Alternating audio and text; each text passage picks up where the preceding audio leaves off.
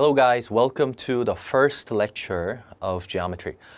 This is the course called The Essential Guide to Geometry, and you should have this type of textbook. Okay, this book is written by me, of course, I'm the author, and as I prepare this, the Essential Guide, I try to condense everything. I try to condense most of the school geometry course in this very book by looking at this 120 like essential examples. We can go over all concepts. And of course, there are multiple examples that I did not explain during the lecture, but I wrote it down. I wrote them down in this prep book. So I want you to read this book carefully, and we shall start, okay?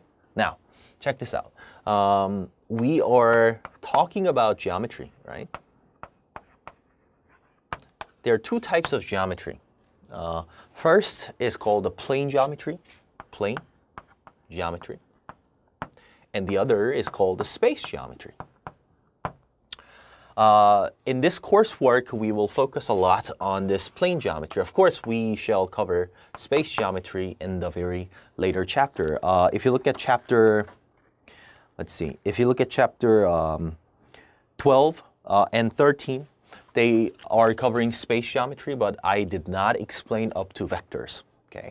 So I will extend this idea back in pre-cal again. But that being said, we will focus a lot in plane geometry. So what is a plane geometry? A plane geometry is a study of geometrical objects that are sitting inside the plane. So we will talking about like polygons, we'll talk about triangles, we'll talk about quadrilaterals and circles and whatnot. So all those things are in plane geometry, and my focus is usually for school GPA. So what I'm saying is that there is certain geometry, there are geometry concepts that are beyond the scope of school GPA courses. So in other words, school geometry is going to be slightly easier than what you see in AMC or AIME or sometimes USAMO. Like all those math competition level math, especially for geometry, they are beyond the scope of school geometry. So in this coursework, I am covering this only for school geometry, but of course, I want you to have this type of basic skills ready so that when we study math competition level, I hope you get, I guess, resilient in terms of problem-solving strategies. Okay, so let's look at the chapters first. Okay, so if you look at chapter 1, if you look at page 3, I wrote down lots of contents here. Basic elements of geometry. I will talk about like points, lines, and collinear, coplanar points, and hopefully I finish up to like 1.2 today. Okay. And one thing that I skipped on like explaining in this textbook is more, it's about transformation. And transformation, usually I have to cover in, with respect to midpoints. I skipped that. I did not cover those concepts. So I will try to cover them in this lecture, but I did not write it down in this book. It's already printed out. So I cannot, edit it. So this is the first edition. I hope to make the second edition in like next year or probably next year. But I'm already working on it. Okay, I'm already working on it, and it's gonna be like thicker than this one. But anyway, we shall begin with the basic elements of geometry. Okay, so I already finished Korean versions on this geometry, and Korean version geometry, it's 35 lecture series, but maybe this English version can be longer or shorter. I'm not so sure. I will not follow the format that I did when I shoot it for Korean versions. But anyway, that being said, I will try my best to clarify all the points that are not really covered in this prep book in detail. Okay, so let's see. Basic elements.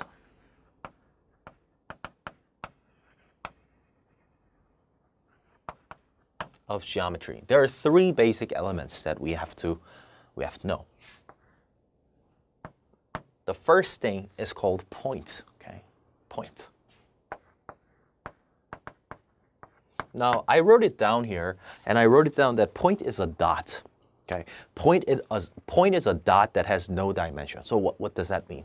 I usually denote point by x, but that's only me, okay? Like many teachers usually denote this with circles and fill the circles, something like this.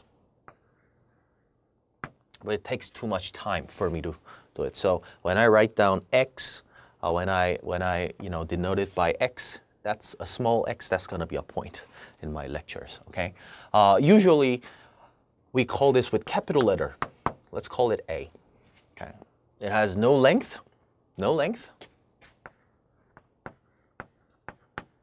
and, of course, no area.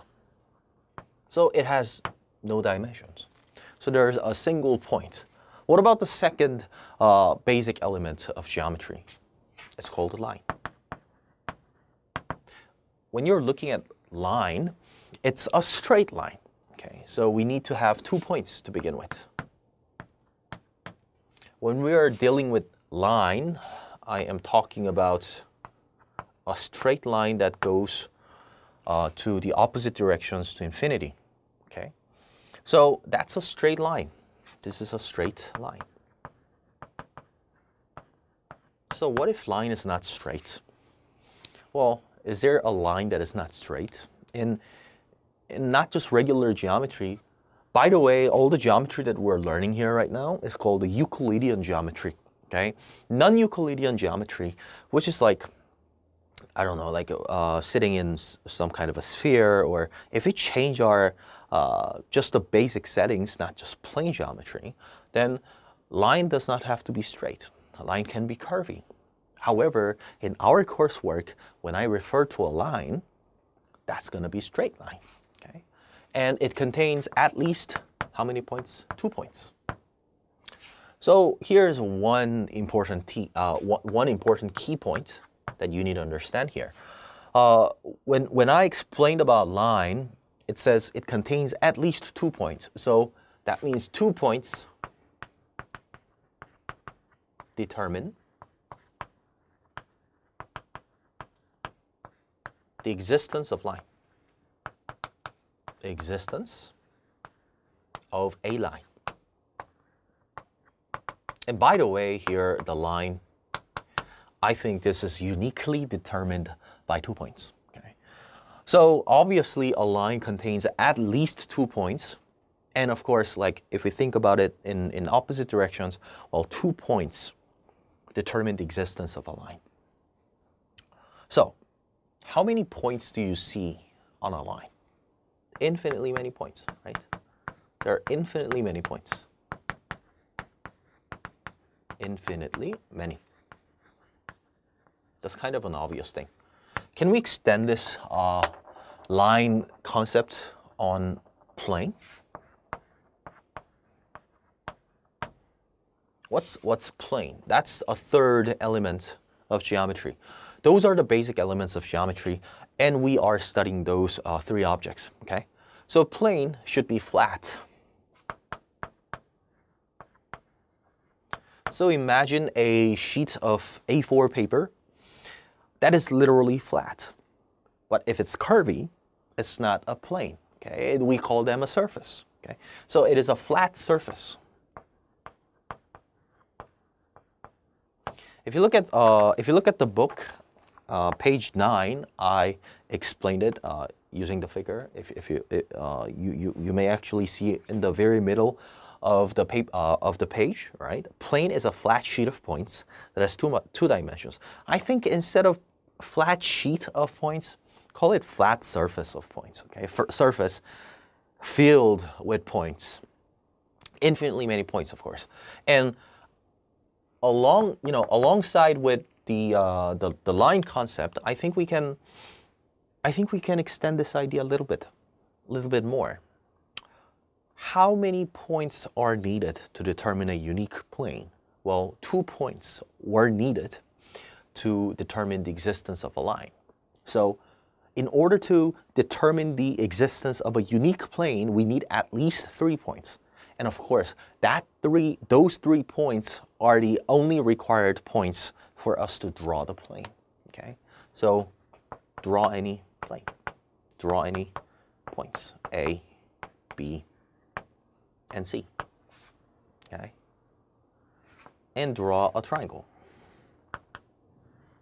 I did not define triangles, but I hope you already know about the triangles. Okay, and there's plane like this.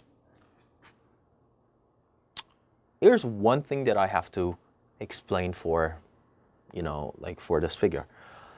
Plane is not, finite. In other words, it goes on and on and on. I could not draw this in my textbook, but I want you to fill the gap. It's just going all the way down, so infinite dimensions. So infinitely expanding. That's the idea, okay? Expanding. So, does this have the notion of area? Maybe. I think so, right? It has the notion of area on a plane. And also, if you look at line, we have a notion of length.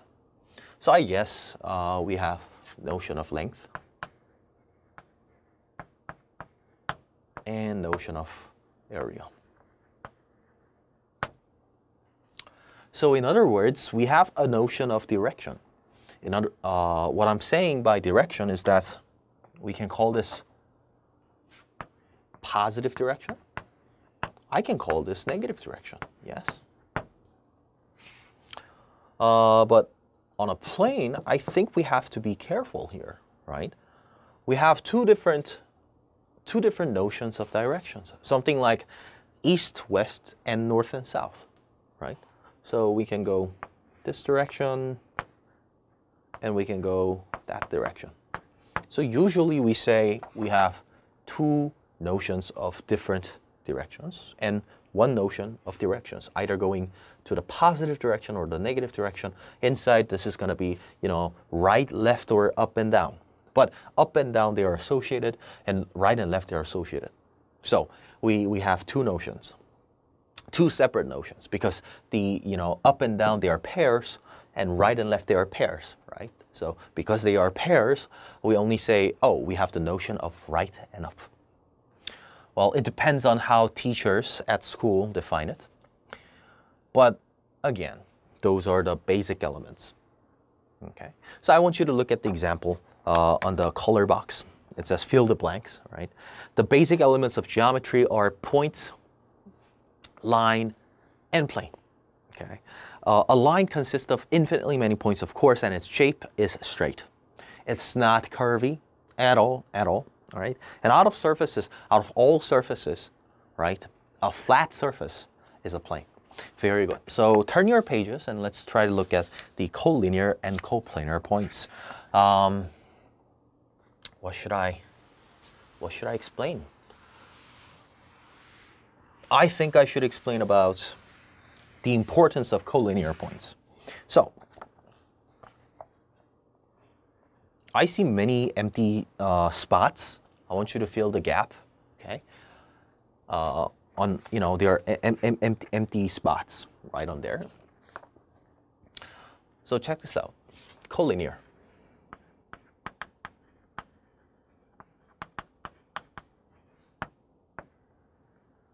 When I'm dealing with collinearity is that points are on the same line, okay?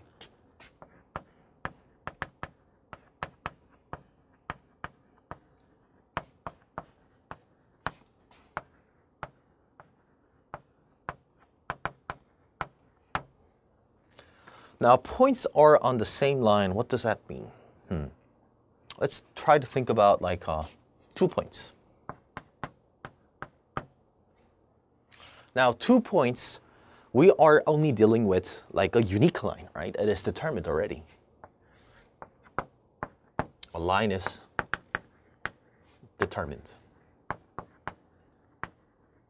But how about 3 points? So imagine you have 3 marbles and you throw it on the floor. You throw them on the floor. And as soon as you throw them on the floor, what happens? It just goes, you know, it randomly goes, you know, to any direction, right? It goes to any direction. Each of them goes to any direction. And it seems odd if they are on the same line, right? So normally,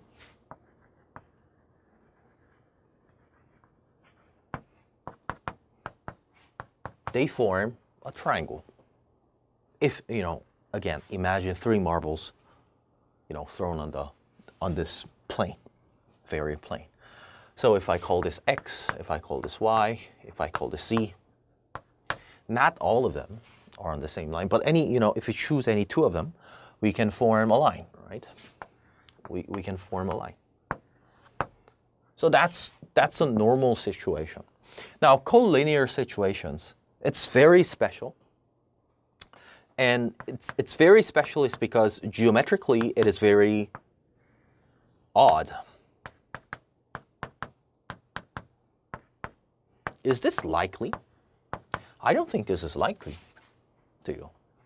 You think so? X, Y, Z, if I just throw each one of them separately and imagine they are aligned at the same line, that seems odd. And because it is odd, we're studying this property because it's special. So how do we approach this? Well, you know, what concepts are, you know, behind this geometrical objects or geometrical observation or phenomenon, let's call it. In this geometrical phenomenon, I guess you might have learned this in Algebra 1, slope, right? We're approaching this type of questions or any concept with the idea of slope. What's a slope? Slope is change of y over change of x, right? You would have learned how to compute the slope. And, you know, the xy and yz, because they are on the same line, all of them are having the same slope. But this is for school geometry.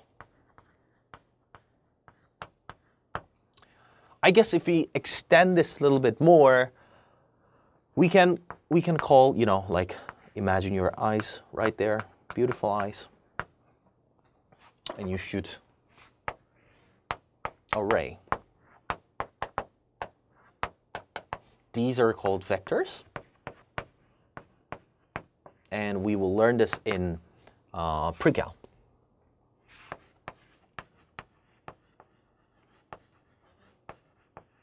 And of course, other than vectors, because they are collinears, if we have 3 points that are being collinears, vectors are having very weird property again. And that's also one of the hardest parts that you can see. So these 2 ideas come from the schoolwork. However, if we extend this a little bit more to competition level, then we are looking at Euler line or Menelaus theorem, and so on. So, you know, we can extend this idea into details. But collinear points, what I want to stress out is that they are extremely, extremely special. Okay? So we will study this, of course. So 3 points, staying on a line. That must be collinear. Now, how about coplanar? What do we know about coplanar? What can I tell you about coplanar points?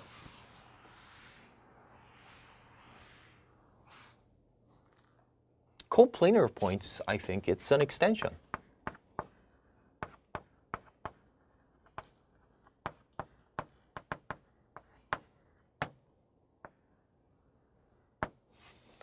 So here's what's up. I can classify coplanar points into 2 cases, 2 possible cases. If I have 3 points,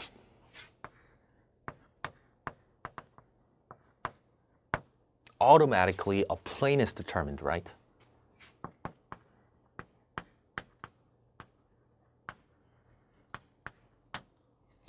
Now, how about 4 and more? Whoopsie.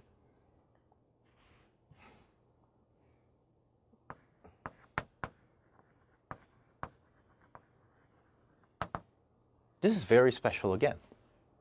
Just like collinear points. It's special.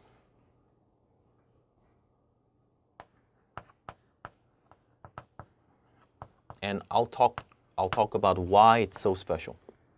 I'll give you a three-dimensional geometrical object called tetrahedron. You might have seen this before. Tetrahedron is a three-dimensional object whose faces are all triangles. So there are 4 points. Okay, so it's not even a dice. It's not even like, you know, I don't know. It's something that we can imagine, but we haven't seen this in real item or real object, right? But that's called a tetrahedron. So look at this. Choose any three. Choose any 3. It forms a plane. It also forms a plane like this. And, you know, on the other bottom 2 that are hidden from our sights. Well, we have 4 planes, right? 4 planes, but not all 4 of them are on the same plane. So in order to talk about coplanar points, that's again like 3 points determine the unique plane, and also 4 and more points may have to be very careful, okay, when we approach this. Now, the reason why I'm talking about coplanar points and collinear points is because it appears in SAT Math 2C, SAT subject test. And I think this is the only place where I can talk about this coplanar points, because it wouldn't appear again in Algebra 2 or Pre-Cal, it wouldn't appear. Okay, coplanar points, maybe in space geometries, maybe in Pre-Cal honors, but you know, at this moment it wouldn't appear. So I'm gonna draw a sphere. Okay, you know what sphere is? It's a three-dimensional ball. Usually a sphere in high school geometry, it denotes not just the surface, but it's, you know, the full-sized like ball that is, you know, like internally filled. But sphere itself, usually in like, you know, college level math, we say that's just the surface of the ball. So the ball is a filled object, okay? It's the things that are completely filled. And sphere is not, it's just the surface of the ball. But when we talk about sphere in high school geometry, well, we're referring to as a ball, okay? We're referring to this object as a ball. So there must be a certain center, and of course it's not circle, so I need to make sure I give you, you know, three-dimensional feeling like this. So imagine a point on top of the sphere, and also a point on this circle. By the way, here's vocab that I will talk about later in this book again, when we are dealing with the figures, three-dimensional figures. There's something called great circle.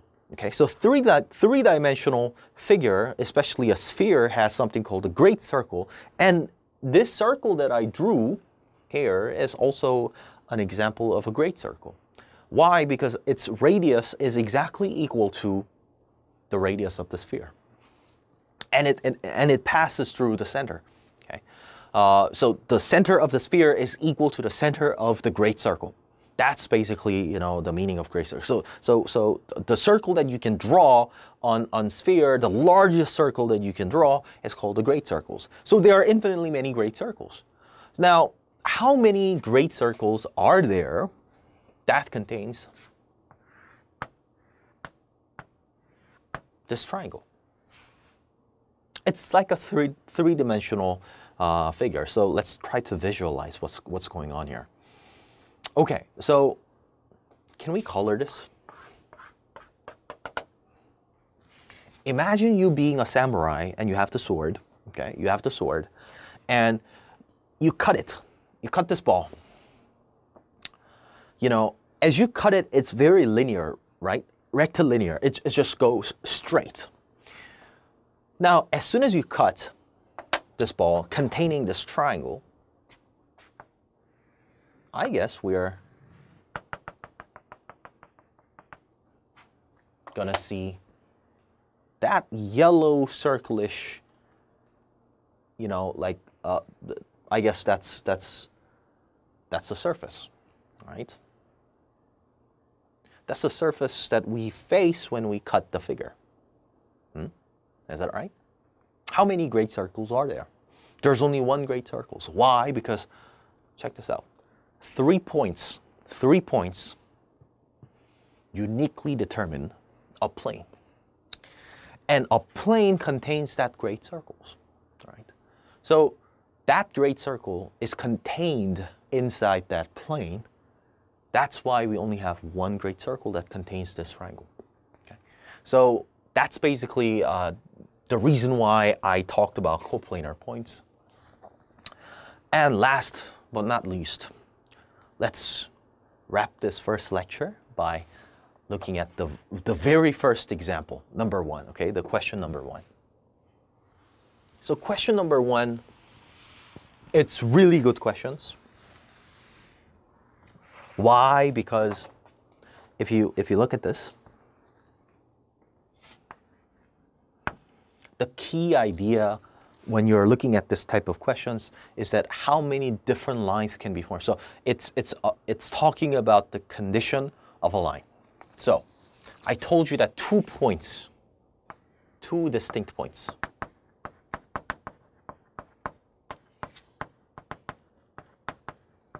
determine a line, right? Are you following, right? So why don't I draw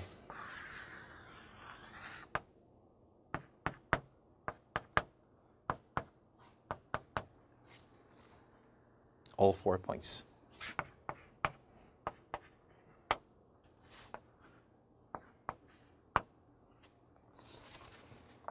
Can we count? I think we can count them all, right? We can count them by drawing. So there's a line AB, there's a line AD, AC, BC, AC, and BD. How many of them? 1, 2, 3, 4, 5, and 6.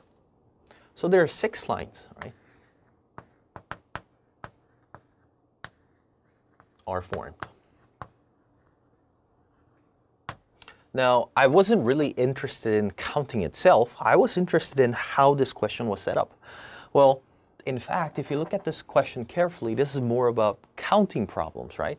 This is about counting problems. So write it down that this is counting problems. And I'll give you another solution. So this was formed by solution 1. Yes? The solution number 1 was literally counting them by hands. And that itself is mathematical because we're counting all cases. It's called case enumerations. We are looking at all possible cases and we exclude, you know, like something that has been repeated so far. But there is no repetition here. So I didn't count any repeated objects. So we count all 6. That's solution 1. But I want to talk about solution number 2. And by talking about it, I will give you the idea of counting.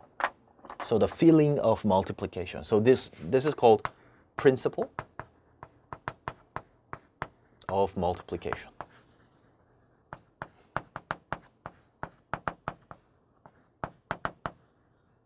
So what does that mean? Principle of multiplications. We multiply when? We multiply when addition is repetitive.